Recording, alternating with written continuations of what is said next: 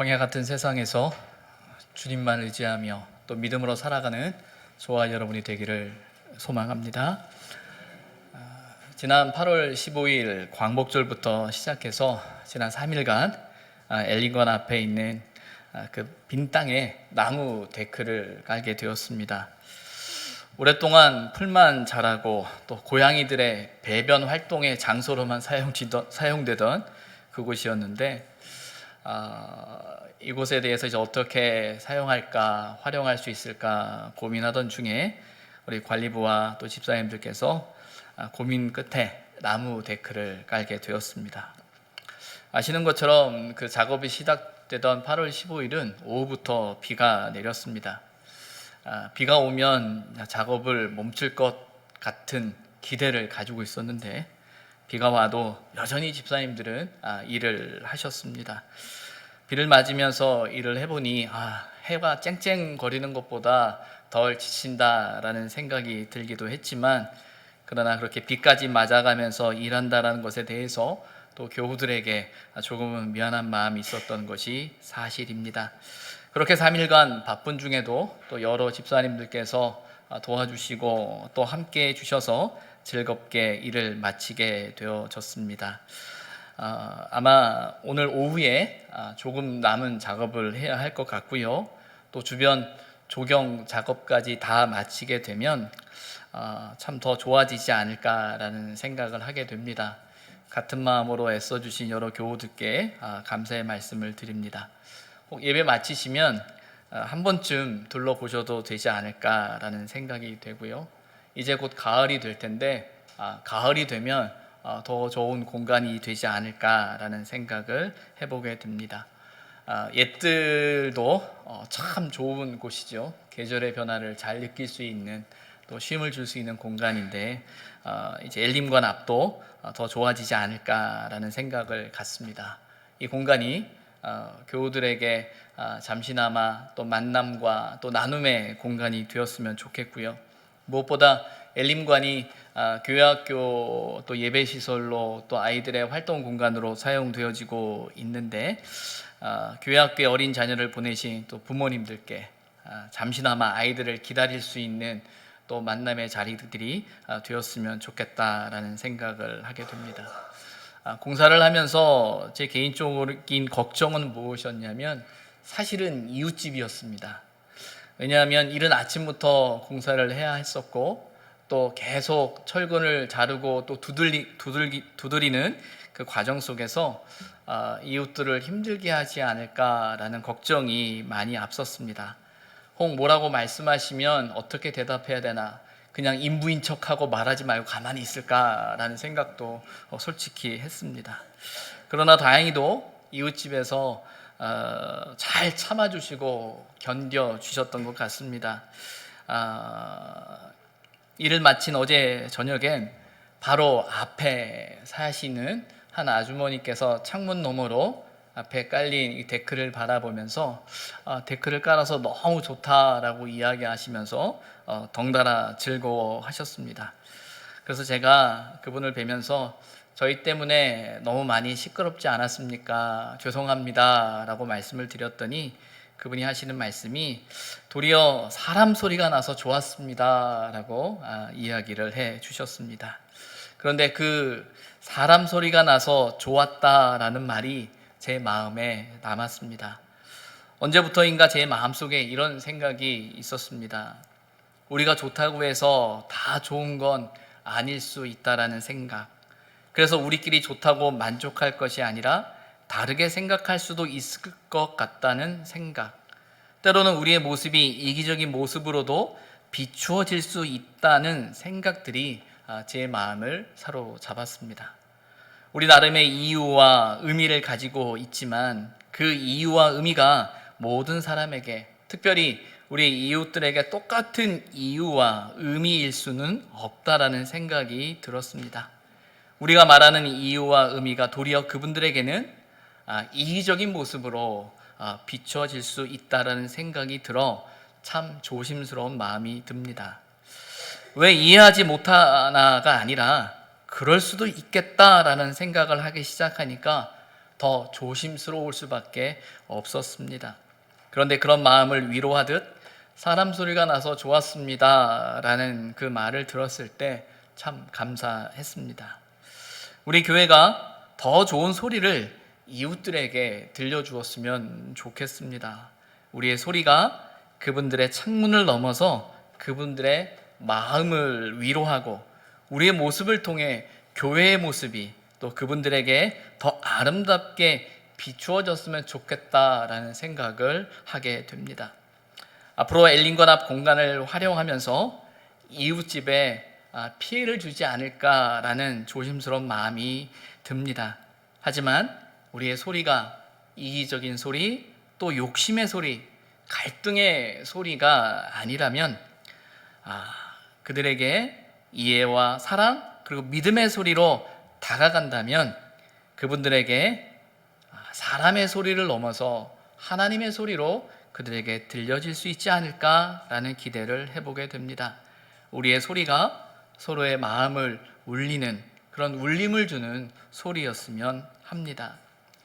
세례 요한을 가리켜 사복음서는 광야에서 외치는 자의 소리다라고 설명하고 있습니다.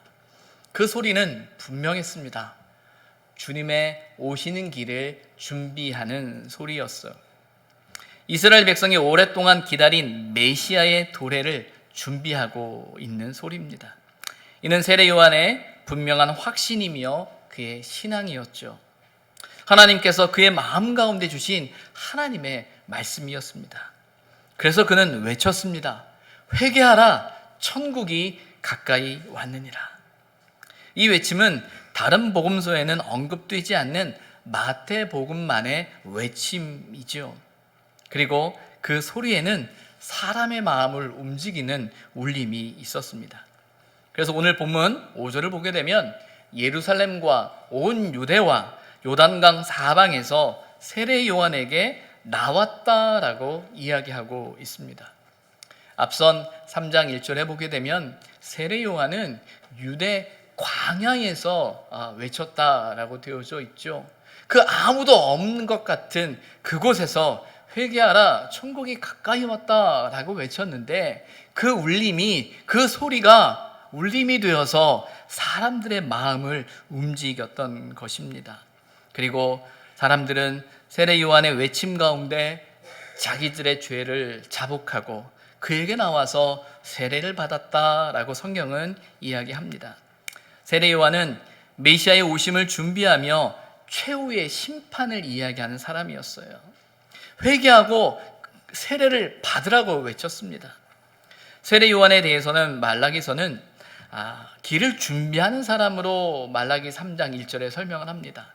또한 말라기 4장 5절에 보게 되면 두려운 날이 이르기 전에 선지자 엘리야를 보내신다는 말씀을 통해서 최후 심판을 앞에 두고 엘리야와 같은 선지자가 오게 될 터인데 그 선지자가 바로 세례 요한이라고 이야기하고 있었어요. 그래서 사람들은 세례 요한을 선지자로 이해했습니다. 세례 요한의 선포는 울림을 넘어서 사람들에게 두려움으로 다가왔을지도 모릅니다. 이제 곧 임하게 될 하나님의 심판 앞에서 그들은 자신의 죄를 자복하면서 회개했는지도 모릅니다. 세례 요한의 사명은 심판에 앞서 회개의 기회를 사람들에게, 우리에게 주고 있습니다. 메시아의 오심과 그리고 심판에 앞서 회개하고 천국, 하늘나라의 삶을 살아가라고 세례 요한은 외치고 있습니다. 그런데 오늘 본문을 보게 되면 유독 그의 외침이 바리새인과 사두개인을 향해 있음을 보게 됩니다. 그들을 향해 날이 서 있는 세례 요한의 외침을 듣게 되죠. 7절에 보게 되면 독사의 자식들이다 라는 말로 그들을 향해서 욕을 하고 있어요. 또 9절에는 아브라함이 우리 조상이라고 생각하지 말라라고 이야기하고 있습니다. 더 나아가서 도끼가 이미 나무 뿌리에 놓여져 있다는 말을 하면서 그들에게 주어진 그 심판의 임박성을, 곧 닥칠 그 심판에 대해서 이야기하고 있어요. 세례 요한에게서 메시아의 오심과 심판하시는 하나님에 대한 그 확신, 그리고 그 확신은 메시아로 오실 그분이 이 땅에서 어떤 일을 행할지 그는 이야기하고 있어요. 그게 12절이죠. 이렇게 말합니다. 마지막 때가 되면 알곡과 쭉정이를 구분하게 될 것이고 쭉정이는 꺼지지 않는 불에 던질 것이다. 누가요? 그 메시아가, 그 주님이 오시면 그렇게 할 거다라고 그는 이야기하고 있어요. 그런데 그 심판이 바리새인과 사두개인을 향하고 있음을 오늘 말씀을 통해서 발견하게 되죠. 세례 요한이 왜 그 바리새인들을 향해서, 사두개인들을 향해서 그러한 시각을 가지고 있을까? 우리는 세례 요한의 그 시선을 이렇게 생각해 보면서 그 시선을 통해 우리의 자신을 한번 비춰 보아야 할 것입니다. 바리새인과 사두개인들이 무엇을 그렇게 잘못했을까요? 오늘 본문뿐만 아니라 이제 복음서를 읽어가다 보면 그 바리새인과 사두개인에 대한 이야기가 많이 나옵니다. 물론 그들뿐만 아니라 서기관으로 표현되어지기도 하고 때로는 제사장으로 표현되어지기도 하는 그런 종교 지도자들에 대한 그 날선 비판이 복음서에서 발견되어지죠. 무엇이 그렇게 문제였을까요? 이들에 대한 이해를 위해선 우리는 그 포로기 이후로 그 역사를 거슬러 올라가야 합니다. 포로기 이후에 이스라엘 백성들에게는 커다란 깨달음이 있었어요. 그 깨달음은 무엇이냐면 하나님의 말씀을 떠남으로 말미암아 하나님의 심판이 임했다라는 것이에요. 그래서 하나님의 은혜로 말미암아 다시금 포로 귀환, 회복이 되어졌을 때 그들의 마음속에는 우리가 하나님의 말씀을 지켜야 한다라는 그런 굳건한 확신이 그들에게 있었습니다. 느헤미야 8장을 보게 되면 수문 앞 광장 앞에서 사람들이 모여 학사 에스라라는 사람을 통해서 율법의 말씀을 낭독하는 장면이 나옵니다. 사람들은 에스라를 통해서 낭독되어지는 그 말씀을 들을 때 모두 다 울었다라고 이야기하고 있어요. 그리고 백성들은 율법의 말씀에 따라서 초막절을 지켰다라고 느헤미야 8장에 언급되어지고 있습니다. 아마 그들이 말씀을 듣고 나서 얼마 지나지 않아서 곧 절기상 초막절이 되었던 것 같아요. 그리고 그들이 하나님의 말씀을 들었기 때문에 그 말씀 앞에서 자신들의 가슴을 찢고 회개하면서 하나님의 말씀대로 살아야 한다. 그래 하나님이 우리를 구원하셨지라는 어떤 그런 깊은 고백 속에서 어떻게 하나님의 말씀을 잘 지킬까 할 때 곧 닥치는 그 초막절을 기억하면서 이 초막절을 우리가 잘 지켜보자라고 그들의 마음이 모아진 거예요. 초막절이 어떤 절기입니까? 이스라엘 백성이 출애굽 이후에 가나안 땅으로 가는 그 걸음 속에서 40년이라는 그 시간 속에 하나님께서 그들을 지키셨음을 고백하는 절기예요. 말 그대로 텐트 생활을 하면서 보냈던 그 시기 속에 하나님의 역사를 그들은 경험하고 또 하나님의 구원을, 하나님의 은혜를, 하나님의 사랑을 기억하는 그런 절기였죠. 그래서 그들은 그 절기를 지키면서 하나님의 은혜를 다시금 기억했습니다. 이렇게 포로 귀환 후에 이스라엘은 하나님의 말씀에, 하나님의 율법에 집중하게 되었어요. 이러한 시대적인 상황에서 등장한 사람들이 누구냐면 서기관들입니다. 물론 서기관은 그 전부터 있었어요. 근데 이 율법 포로 귀환 이후에 등장한 이 서기관들은요, 다른 말로 전문적인 율법 학자의 역할을 감당했습니다. 에스라를 가리켜서 이렇게 성경은 설명해요. 제사장 겸 학사 에스라. 그 학사라는 말이 서기관이라는 말이거든요. 그들은 하나님의 말씀을 온전히 알아가기 위해서 성경 글자 하나하나를 세웠을 뿐만 아니라 또 히브리어 단어 철저와 모음에 세심한 주의를 기울였던 사람이에요. 그래서 그 1.1획도 틀리지 않도록 하나님의 말씀을 옮겨 적을 뿐만 아니라 그 말씀의 뜻이 무엇인지에 대해서 깊이 고민했던 사람들이에요. 그리고 그들은 율법을 바탕으로 해서 나름대로의 구전율법을 만들게 됩니다.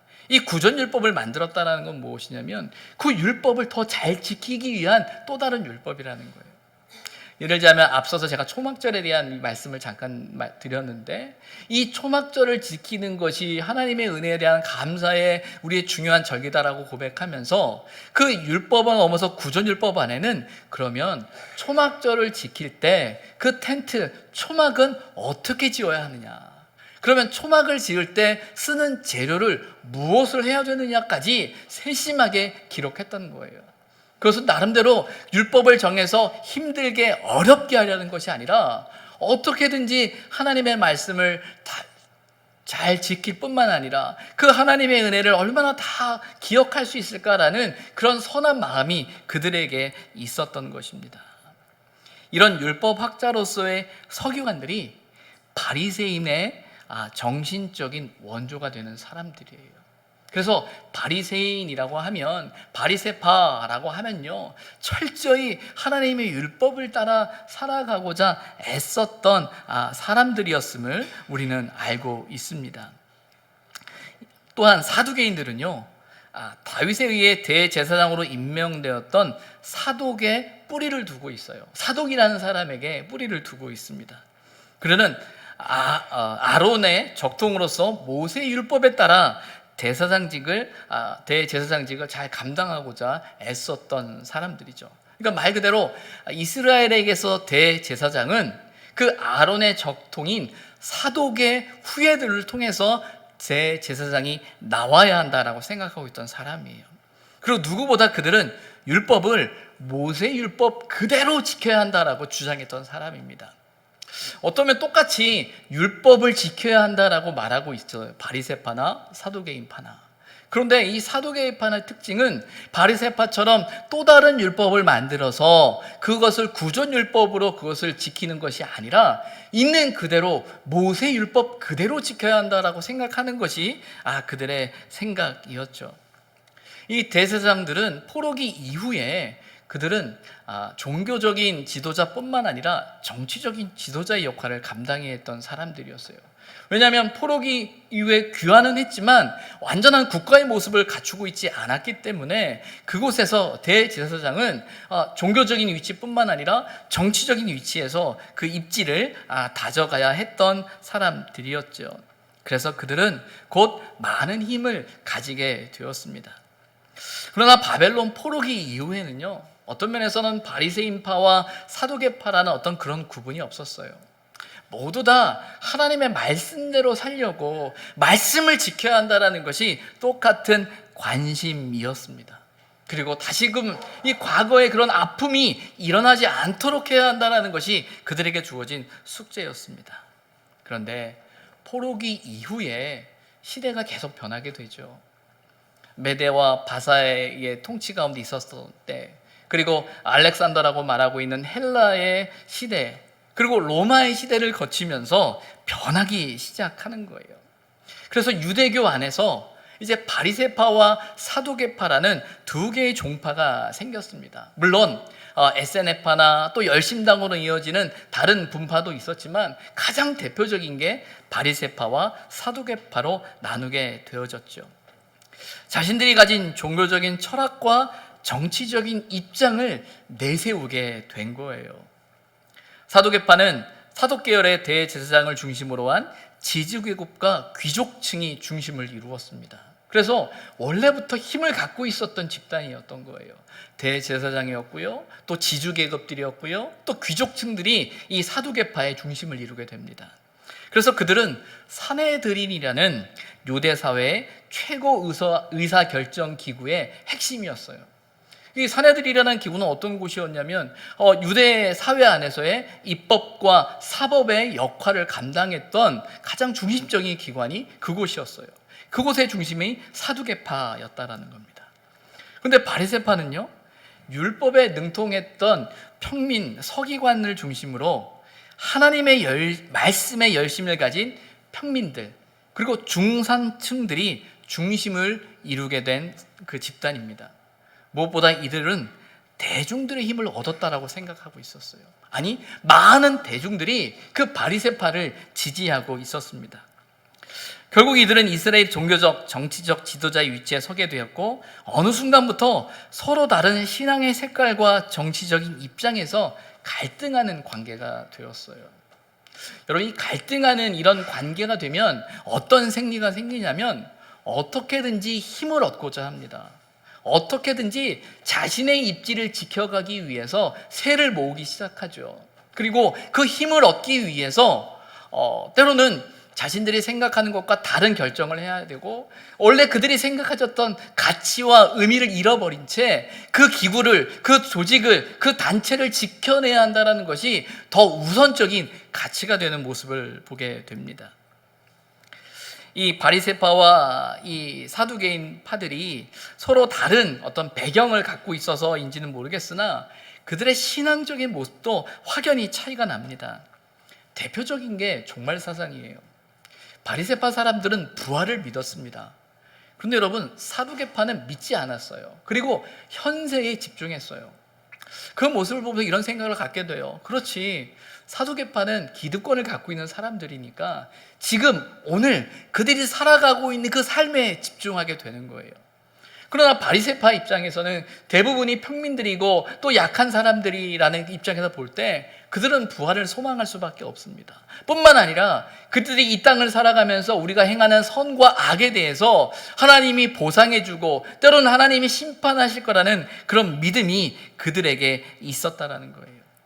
그리고 사두개파는 어떻게든지 자신들의 자리를 지켜가기 위해서 그 근거를 모세 율법을 빌어서 대제사장은 오로지 율법에 따라 아론의 자손의 후손에게 또 사독의 후손을 통해서 나와야 한다는 생각을 갖고 있었던 사람이에요.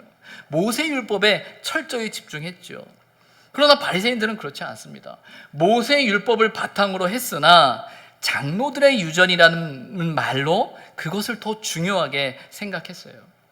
마가복음에 보게 되면 마가복음 7장에 제자들이 손을 씻지 않고 음식을 먹는 장면이 나옵니다.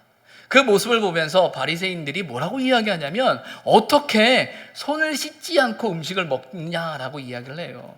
그거는 요즘 말하는 위생을 위한 손을 씻음이 아니라 정결 예식을 위해서 어떻게 그럴 수 있느냐라고 이야기를 하고 있는 거죠. 그러면서 그들이 하는 말이 장로의 유전을 지키지 않았다라고 이야기를 합니다. 이 말은 그들이 생각하는, 그들이 해석하는 나름의 유전과 전통을 지키는 것이 더 중요하다라고 그들이 생각하고 있다라는 거예요. 사두개파는 철저히 성전 중심의 신앙을 가졌으면 바리새파는 회당 중심의 사람들이었어요. 사실 바리새파라는 이 표현이 언제부터 사용되어져 있는지 정확히는 알 수는 없는데 그 이 근거 중에 하나가 나름대로 바리새파라는 말이 처음 사용되어지는 걸 어떻게 해석하냐면 사두개파들이 이 바리새파라는 말을 만들었다라고 말합니다. 이 바리새파라는 의미가 뭐냐면 분리된 자라는 의미가 있어요. 이 분리됐다라는 말은 정통에서 분리됐다라는 말로 사두개파 사람들이 사용한 거예요. 그래서 바리새인들을 바라보면서 정통에서 분리된 사람들이라고 이야기를 하기 시작한 것이죠. 자, 서로 다른 입장, 서로 다른 정치적인 색깔, 서로 다른 신앙의 색깔 속에서 그들이 서로 갈등하는 관계 속에서 세상이 변하죠. 권력이 바뀌어요. 힘이 바뀝니다. 그런 상황에서 그들이 어떻게 대처해 갔을까요? 바리새파 사람들은요, 자신들이 원하는 종교적 자유를 얻기 위해서라면 외세의 힘을 빌릴 수 있었던 사람들이에요. 그리고 사두개파 사람들은요, 어떻게든지 자신들이 가지고 있는 이 기득권을 놓지 않기 위해서 충분히 그 외세의 힘을, 권력을 갖고자 정치적인 태도를 취하기 시작했던 사람입니다. 그래서 점점 헬라화되고요. 점점 로마의 가치를 쫓아 살아가기 시작하고요. 점점 세속화되어져 있는 그런 모습을 발견하게 되죠. 바리새파 사람들은 사두개파 사람들을 견제하기 위해서 어떻게까지 했냐면 마카비 혁명이라는 유대가 나름대로 독립국가를 잠시 이루었던 그 시기가 있는데 그때 대제사장을 사독의 후손이 아닌 일반인을 통해서 그 대제사장을 세우게 됩니다. 그때 백성들의 힘을 입어서 그런 일을 하게 되죠. 그만큼 자신들의 입지를 지키기 위해서 서로 견제하고 경계했던 사람들이에요. 그 뿌리는 나름대로 하나님의 율법과 하나님의 말씀대로 지켜가기 위해, 그리고 나름대로 하나님을 알고 하나님에 대한 율법에 대한 확신을 가지고 있었던 사람들이지만, 사실은 그들은 자신들이 살아남기 위해 종교적인 입장, 정치적인 입장을 그들은 선택해야 했던 사람이에요.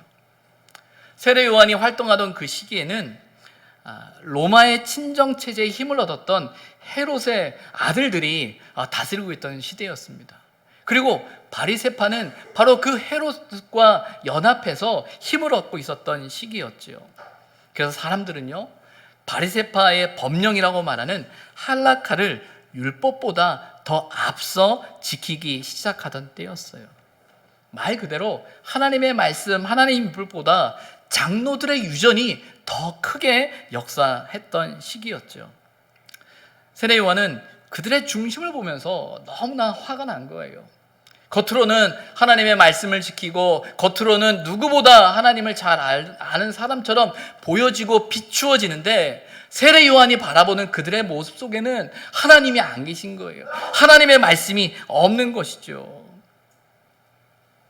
물론 자신들의 신앙과 헌신 속에서 시작된 일인데, 어느 순간 자신이 가진 생각과 뜻, 그리고 그것을 위해 정치적으로 이용하는 모습 속에서 하나님을 이야기하지만 하나님이 계시지 않았던 것입니다.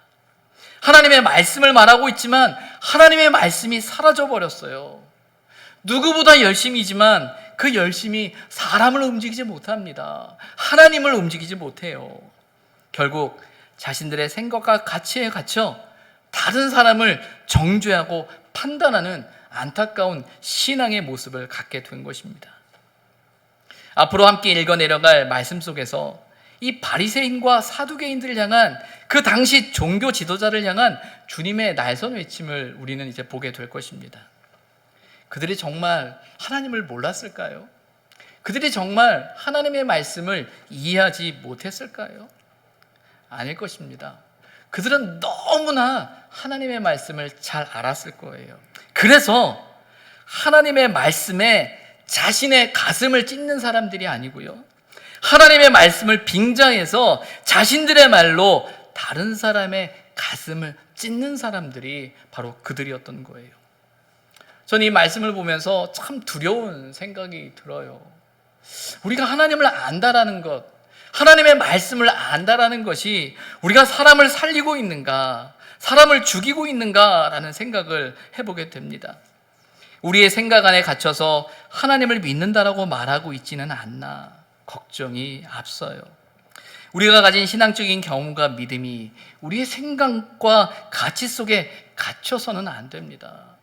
때로는 우리는 이 모습을 사람들의 관계 속에서 만들어내요. 정말 하나님의 말씀 앞에서 우리 각자가 하나님의 뜻 앞에서 해야 하는데, 그것보다 관계가 앞설 때가 있지요. 나랑 친한 사람, 나를 잘 아는 사람, 서로 아는 사람, 마음이 통하는 사람이 때로는 우리 율법보다, 하나님의 말씀보다, 하나님보다 앞서는 우리의 모습을 발견하게 되죠. 정치가 별건가요? 정치적인 입장이 별건가요? 서로 같은 생각을 하고 서로의 이익을 위해서, 서로의 목적을 위해서 마음을 모으고 뜻을 모으는 거 아닌가요? 그리고 그것을 지키기 위해서, 그것을 정당화하기 위해서 우리가 가진 것을 합리화하고 정당화하면서 그것이 옳다라고 말하는 것, 그것이 정치 아닙니까? 왜곡되어지고 왜곡된 모습으로 비추어지는 것이 현실이기는 하지만, 우리 교회라는 공간 안에서도 우리가 하나님의 말씀을 안다고 하면서, 하나님을 안다고 하면서 우리도 그렇지 않은가라는 생각을 해보게 됩니다. 교단 신문에 지난 2년간 우리 교단의 교인 수가 17만 명이 줄었다는 통계 보도가 나왔습니다.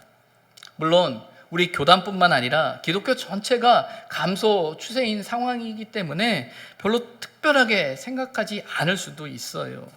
그런데 여러분, 그 이유가 혹 우리가 가진 신앙적인 아집과 고집 때문이라면요, 혹 우리의 생각이 옳다라는 것 때문에 일어난 분열과 갈등의 이유라면 우리는 우리 자신을 다시금 돌아보아야 합니다. 우리가 가지고 있는 믿음 때문에, 우리가 안다라고 하는 하나님의 말씀 때문에, 우리가 안다라는 하나님 때문에 분열과 갈등이 일어나고 나도 모르는 사이에 누군가를 정죄하고 판단하고 있는 것, 그렇다면 우리는 다시금 깊이 우리 자신을 돌아보아야 하는 거예요. 여러분, 회개가 무엇입니까? 회개는 우리 자신을 철저히 하나님 앞에 세우는 거예요. 나를 향하고 있는 삶의 방향을 철저히 하나님 앞에 두는 것입니다. 회개에 합당한 열매는요, 곧 우리가 하나님 앞에서 우리 자신을 돌아보는 그 삶에서부터 출발하게 되어져 있어요. 회개의 세례를 받는 것, 율법의 조항들을 얼마나 잘 지키냐의 문제가 아니고요, 천국에 합당한 존재로서 우리의 삶이 변화되어지고 있는가, 우리가 늘 말씀 앞에서, 하나님의 살아계심 앞에서 우리가 그 하나님의 뜻, 하나님의 말씀 앞에 변화되고 있느냐라는 것이에요. 오직 하나님만을 향하여 열려있는 삶으로의 변화를 의미하고 있는 것입니다. 회개하게 하기 위한 세례 요한의 외침은 주님의 오심을 준비하면서 우리의 삶이 하나님을 향하고 있는지, 우리 자신을 향하고 있는지 우리를 돌아보게 합니다. 말씀을 맺습니다. 오늘 우리에게는 세례 요한의 외침이 어떻게 들려지십니까? 또 우리는 세상에서 어떤 소리를 내야 하겠습니까? 기도하겠습니다.